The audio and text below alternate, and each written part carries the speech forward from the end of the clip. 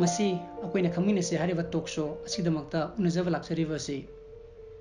Manipur film industry gi hojik yamna kanna machin tumkhalaklevi adugumba actress amakakni mamingna BILLA Ngathem adun ahamada BILLA bo koina haijubu kanda yapiripudamakta thagachaba phongdokchari thagachari handaki yaksungjibo kamaina tawgi handak yaksangse yam nungai nahangoi mamang yaksangga manade thaban jam chonghoi adigi akoina lakchaba kandu khongju leithe na hai sijina kamaina thaban chong odo makha tara poina koi BILLA gi leifam jina kadai degi oibirabno aise nongoi pung chakpram leira tagine aduga BILLA bu pokpiba haidi pabu imagi mingna kari kari kobiba baba gi mingna Ngathem kala chansing aduga mama gi mingna Ngathem ongbi usam inautumbi pabu hoi ima hoi kari kari hona biri moi mama di housewife ne aduga baba na State Academy of Training da driver oina lei okay chilna na kaya subiba ai chilna se ani kitane tamu ga aiga bani ta tamu di madi kari kari hona biri tamu se Chennai da lei job toraga okay kano education ke ke dilo ma dum tamba khotpa loi loi aduga isagi education qualification jina kadai bu tobire ai handak BILLA semester ne haidi kadai da tam CI college da CI college da okay schooling 10 jina kadai bu tobiri 11 12 na kadai tobiri madu harap ai adum pingai da ihan han ba kisina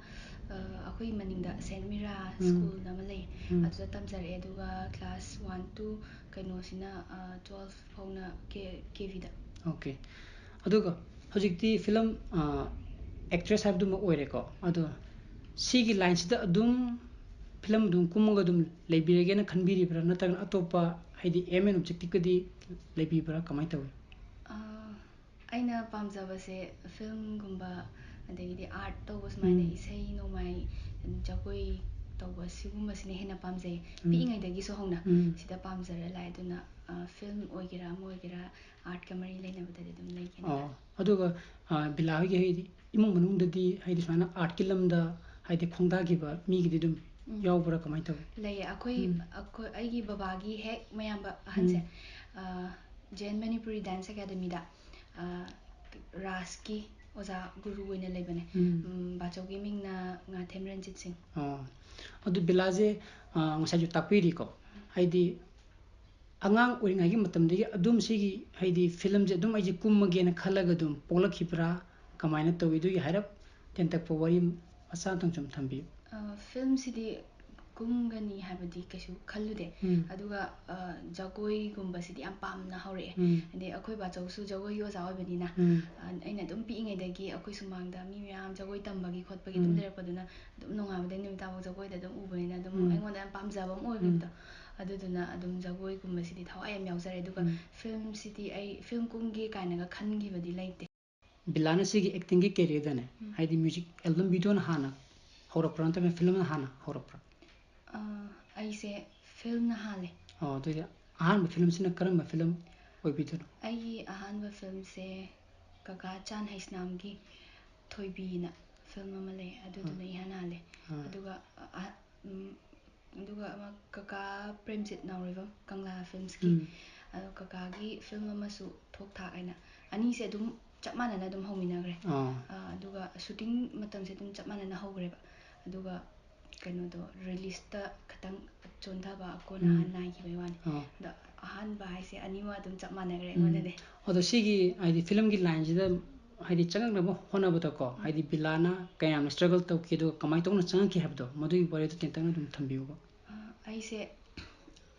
aigi mama gi manau nupa aigi di mama thoktuine adu da akoi mayamna da homen na kobagi ko homen ko mongsa ta homen dum mase makeup artist amoina leibane mana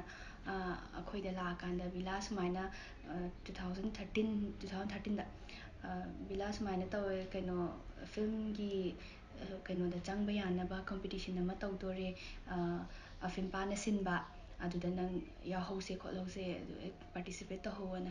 aiju pamjabana jagoi sai ke pamjabana yaugi khotki na to toraga da homena kaino je ꯊꯣꯛꯄ ꯀꯥꯟꯗ ꯁꯨꯃꯥꯏꯅ ꯇꯧꯒꯗꯕꯅꯤ ꯑꯗꯨ ꯇꯧꯒꯗꯕꯅꯤ intro ꯇꯧꯕꯁꯤꯗꯤ ꯁꯨꯃꯥꯏꯅ ꯍꯥꯏꯒꯗꯕꯅꯤ ꯀꯥꯏꯅ ꯖꯒꯣꯏ ꯐꯥꯎꯕ ꯏꯁꯩꯁꯤ ꯃꯥ ꯈꯜꯂꯒ ꯑꯗꯨ ꯐꯥꯎꯕ ꯂꯣꯏꯅꯃꯛ ꯀꯩꯅꯣ ꯇꯧꯔꯒ ꯗꯥ ꯍꯣꯃꯦꯟꯁꯤꯅ ꯌꯥꯝ ꯐꯖꯅ ꯍꯧꯖꯤꯛꯀꯤ ꯀꯝꯄꯤꯇꯤꯁꯟꯁꯤ ꯌꯥꯎꯕ ꯉꯝꯅꯕ ꯍꯣꯠꯅꯕꯗ ꯃꯇꯦꯡ ꯌꯥꯝ ꯆꯥꯎꯅ ꯄꯥꯡꯕꯤꯈꯤꯕ ꯑꯗꯨꯒ ꯍꯧꯖꯤꯛꯀꯤ ꯀꯩꯅꯣꯁꯦ ꯊꯣꯛꯄ ꯀꯥꯟꯗ ꯀꯝꯄꯤꯇꯤꯁꯟꯁꯤ ꯌꯥꯎꯕ ꯃꯇꯝꯗ ꯆꯍꯤꯗꯤ ꯀꯌꯥꯃꯨꯛ 2013 ꯑꯣꯀꯦ 2013 ꯁꯤꯗ ꯑꯗꯨꯒ ꯑꯩꯈꯣꯏ ꯕꯥꯆꯧ ꯑꯩꯅ ꯉꯁꯥꯏ ꯄꯟꯖꯈꯤꯕꯗꯣ ꯕꯥꯆꯧꯒꯤꯗꯤ ꯁꯥꯇ꯭ꯔ ꯑꯃ ꯂꯩ ꯀꯀꯥ ꯕꯤꯃꯜꯖꯤꯠ ꯑꯅ ꯑꯗ ꯀꯀꯥ ꯕꯤꯃꯜꯖꯤꯠꯁꯤꯅ ꯍꯧꯖꯤꯛꯀꯤ ꯑꯩꯒꯤ ꯊꯣꯛꯀꯗꯕ ꯁꯣꯁꯤꯗ ꯔꯤꯗꯝ ꯑꯣꯐ ꯃ꯭ꯌꯨꯖꯤꯛ ꯑꯅ ꯔꯥꯎꯟ ꯑꯃ ꯌꯥꯎꯋꯦꯕ ꯑꯗꯨꯒꯤ ꯖꯒꯣꯏꯁꯤꯅ ꯍꯧꯖꯤꯛꯀꯤ ꯀꯀꯥꯁꯤꯅ ꯑꯩꯉꯣꯟꯗ ꯇꯥꯛꯄꯤꯈꯤꯕꯀꯣ ꯅꯨꯡꯗꯥꯡ ꯑꯃ ꯂꯥꯛꯑꯒ ꯑꯗꯨꯒ ꯊꯣꯛꯈꯤꯕꯅꯦ ꯑꯗꯨꯒꯤ ꯍꯧꯖꯤꯛꯀꯤ ꯐ꯭ꯌꯨꯆꯔ ꯑꯦꯛꯇꯔꯒꯤ ꯀꯝꯄꯤꯇꯤꯁꯟꯁꯦ ꯌꯥꯎꯔꯨꯕ ꯃꯇꯝꯁꯤꯗ ꯑꯩꯁꯦ ꯑꯦꯋꯥꯔꯗ 3 ꯐꯪꯉꯦ ꯑꯗꯨꯗ ꯑꯍꯥꯟꯕꯒꯤꯁꯤꯅ ꯕꯦꯁ ꯚꯤꯗꯤꯑꯣ ꯐꯣꯇꯣꯖꯦꯅꯤꯛ ꯑꯗꯨꯒ ꯑꯅꯤꯁꯨꯕꯒꯤꯁꯤꯅ ꯕꯦꯁ ꯔꯤꯗꯝ ꯑꯣꯐ ꯃ꯭ꯌꯨꯖꯤꯛ ꯑꯗꯨꯒ ꯂꯥꯁꯀꯤꯁꯤꯅ ꯕꯦꯁ ꯂꯥꯏꯐ ꯑꯣꯟ ꯁ꯭ꯇꯦꯖ ꯑꯍꯨꯝꯁꯦ ꯐꯪꯖꯔꯛꯑꯦ ꯑꯗꯨꯒ ꯑꯗꯨꯒꯤ ꯀꯝꯄꯤꯇꯤꯁꯟꯗꯨ ꯌꯥꯎꯔꯨꯔꯕ ꯃꯇꯨꯡꯗꯒꯤ ꯍꯧꯖꯤꯛꯀꯤ ꯑꯩꯅ ꯉꯁꯥꯏ ꯍꯥꯏꯈꯤꯕ ꯐꯤल्म ꯑꯅꯤ ꯑꯩꯉꯣꯟꯗ ꯆꯞ ꯃꯥꯟꯅꯅ ꯑꯗꯨꯝ ꯍꯧꯈ꯭ꯔꯦ ꯍꯥꯏꯕꯗꯣ ꯑꯗꯨ ꯑꯅꯤꯗꯣ ꯑꯣꯐꯔ ꯂꯥꯛꯑꯦꯕꯀꯣ ꯑꯩꯉꯣꯟꯗ ꯑꯗꯨꯒ ꯑꯗꯨꯃꯥꯏꯅ ꯑꯗꯨꯝ ꯃꯊꯪ ꯑꯗꯨꯝ ꯆꯠꯈꯤꯕ ꯑꯗꯨꯗꯤ ꯍꯧꯖꯤꯛ ꯐꯥꯎꯕꯗꯤ ꯐꯤꯂꯝꯁꯦ ꯀꯌꯥꯃꯨꯛꯇꯤ ꯀꯨꯝꯕꯤꯈ꯭ꯔꯦ ꯏꯁꯥꯅ ꯅꯤꯡꯁꯤꯡꯕꯗ ꯍꯧꯖꯤꯛ ꯐꯥꯎꯕꯁꯦ ꯑꯩꯅ ꯁꯄꯣꯔꯇꯤꯡ ꯃꯌꯥꯝ ꯀꯨꯝꯖꯔꯛꯑꯦꯀꯣ ꯑꯗꯨꯗ ꯁꯨꯝ 10 ꯑꯕꯞꯇꯤ ꯑꯗꯨꯝ ꯑꯣꯏꯔꯝꯃꯅꯤꯅ ꯈꯜꯂꯦ ꯑꯗꯨꯒ ꯁꯤꯒꯤ ꯐꯤꯂꯝꯒꯤ ꯂꯥꯏꯟꯁꯤꯗ ꯆꯪꯉꯒꯦꯅ ꯇꯧꯔꯛꯄ ꯀꯥꯟꯁꯤꯗꯗꯤ ꯐꯦꯃꯤꯂꯤꯒꯤ ꯐꯨꯜ ꯁꯄꯣꯔꯠ ꯐꯪꯕꯤꯈꯤꯕ꯭ꯔꯥ ꯕꯗꯗꯤ ꯕꯕꯥꯁꯦ ꯈꯪꯗꯦꯕ ꯍꯧꯖꯤꯛꯀꯤ ꯐ꯭ꯌꯨꯆꯔ ꯑꯦꯛꯇꯔꯒꯤ ꯀꯝꯄꯤꯇꯤꯁꯟꯁꯦ ꯌꯥꯎꯅꯕꯒꯤ ꯗꯥ ꯍꯣꯃꯦꯟꯒꯤ ꯄꯥꯔꯂꯔꯁꯤꯗ ꯆꯠꯂꯒ ꯗꯥ ꯍꯣꯃꯦꯟꯅ ꯁꯨꯃꯥꯏꯅ ꯇꯧ ꯀꯥꯏꯅ ꯃꯤꯡꯖꯦꯜ ꯃꯃꯥꯡꯗ ꯇꯥꯛꯄꯗꯣ ꯑꯗꯨꯅ ꯕꯕꯥꯗ ꯍꯥꯏꯗꯣꯛꯇꯦꯕꯀꯣ ꯃꯃꯥ ꯏꯕꯥꯅꯤꯁꯦ ꯑꯗꯨꯝ ꯃꯟꯇ꯭ꯔꯤ ꯄꯨꯈ꯭ꯔꯤ ꯇꯥꯅ ꯇꯨꯃꯤꯟꯅ ꯑꯗꯨꯝ ꯆꯠꯂꯦꯕ ꯑꯗꯨꯒ ꯃꯃꯥꯅꯗꯤ ꯌꯥꯝ ꯁꯞꯄꯣꯔꯠ ꯇꯧꯕꯤꯕ ꯑꯗꯨ ꯕꯕꯥꯅ ꯅꯨꯃꯤꯗꯥꯡ ꯊꯦꯡꯅꯒ ꯁꯨꯝ ꯃꯝꯁꯤꯜꯂꯛꯑꯀꯥꯟꯗ ꯍꯜꯂꯛꯄꯗꯣ ꯅꯨꯃꯤꯗꯥꯡ ꯋꯥꯏꯔꯝꯒꯤ ꯑꯗꯨꯗ ꯀꯥꯏ ꯆꯠꯂꯤꯅꯣ ꯅꯣꯏ ꯀꯥꯏ ꯂꯩꯅꯣ ꯈꯣꯠꯂꯤꯅோ ꯀꯥꯏꯅ ꯕꯕꯥꯁꯦ ꯁꯥꯎꯋꯦꯕꯀꯣ ꯑꯗꯨꯒ ꯅꯣꯡꯃꯁꯦ ꯐ꯭ꯌꯨꯆꯔ ꯑꯦꯛꯇꯔ ꯍꯌꯦꯡ ꯊꯣꯛꯑꯅꯤ ꯍꯥꯏꯕꯒꯤ ꯉꯁꯤꯒꯤ ꯅꯨꯡꯗꯥꯡꯁꯦ ꯁꯤꯗꯅꯦ ꯏꯁꯩꯁꯦ ꯑꯩꯅ ꯖꯒꯣꯏ ꯁꯥꯗꯣꯔꯤꯕ ꯏꯁꯩꯁꯦ ꯊꯤꯕꯁꯦ ꯐꯪꯗ꯭ꯔꯕ ꯑꯗꯨꯒꯤ ꯏꯁꯩꯁꯦ ꯀꯣꯏꯊꯤ ꯊꯤꯕ ꯆꯠꯅꯔꯦꯕ ꯑꯗꯨ ꯆꯠꯅꯕ ꯀꯥꯟꯁꯤꯗ ꯀꯦꯁꯦꯠ ꯄꯥꯔꯂꯔ ꯑꯃꯗ ꯆꯪꯉꯒ ꯏꯁꯩꯁꯦ ꯀꯛꯑꯒ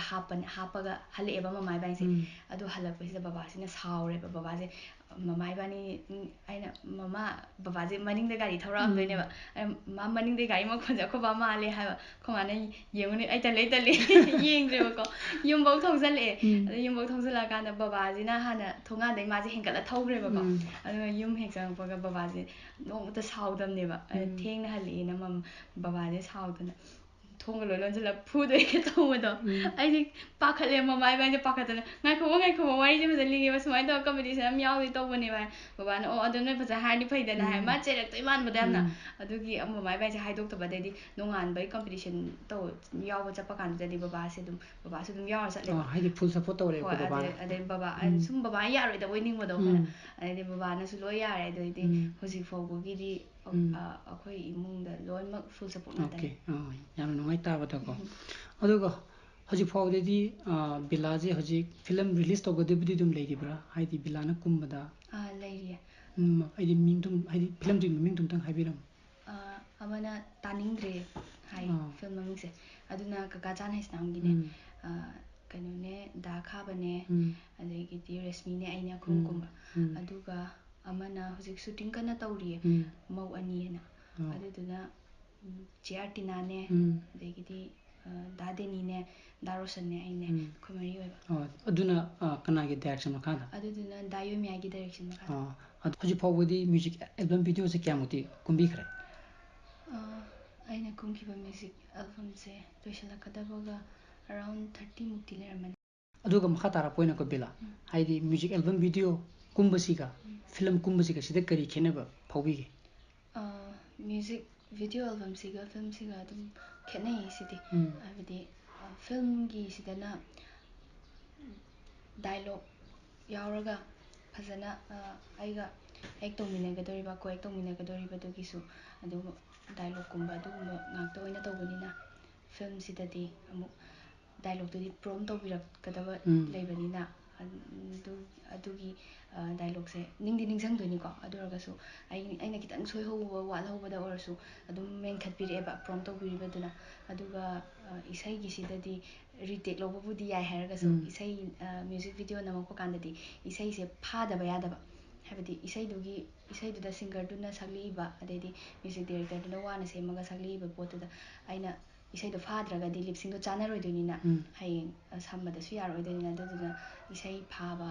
adegidi isai dugi magi isai duda saiba duna kari feelings sa kaida kamai toraga hairino kai hainingino habana chingbado adu khangwa yam darkar oiba aina isana ngangjaba dialogue dudi aingona faura kana ngangjagadabniba aduga isai dudo tawriduna